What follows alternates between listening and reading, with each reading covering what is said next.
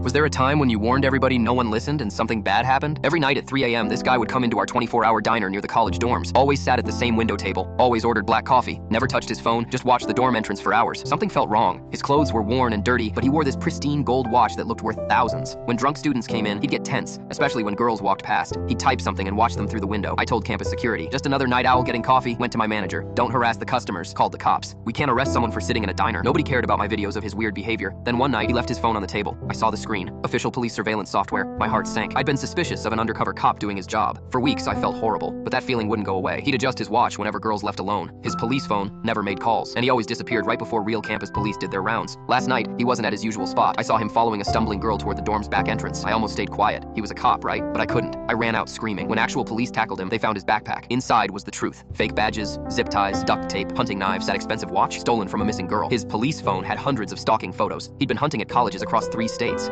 Mothers, what's the worst thing you've ever done? My son brought his girlfriend Sarah home last week. Sweet girl, helped with dishes without being asked, but something about her face haunted me all night. I couldn't shake the feeling I'd seen her before. Then I caught her crying in my bathroom. Not sad tears. She was smiling, said she'd never had a family dinner without screaming or plates being thrown. My heart broke. As I hugged her, I noticed a small scar above her eyebrow. Something clicked in my brain, but I pushed the thought away. A few days later, she came over to help me garden. When my neighbor's kid screamed playing tag, she dropped her trowel, started shaking, said loud noises just startled her. But I'd seen that reaction before, in my old job as a high school counselor. That evening, my son dropped the bomb. He was proposing, wanted to use grandma's ring, called Sarah the strongest person he'd ever met, said she'd survived things I couldn't imagine. My blood ran cold. I dug through my old files that night, found it. Sarah Miller, age 15, came to my office bruised and terrified, begged me to believe her mom was hitting her. I called CPS once. Her mom fooled them. Sarah begged for help again, but I was swamped with cases. Thought maybe she was exaggerating. I did nothing. She doesn't recognize me now. Weight gain, different hair color. But that scar, it's from the day after she left my office. Her mom threw a glass at her. Yesterday, I finally told my son everything. He just stared at me, said Sarah still wakes up screaming some nights. Today, I'm meeting her to confess, to say I'm the counselor who failed her, the one who could have stopped her pain, but didn't. The ring box is sitting on my table. My son wants to propose to someone I could have saved years ago. Turns out my worst mistake wasn't what I did. It was what I didn't do.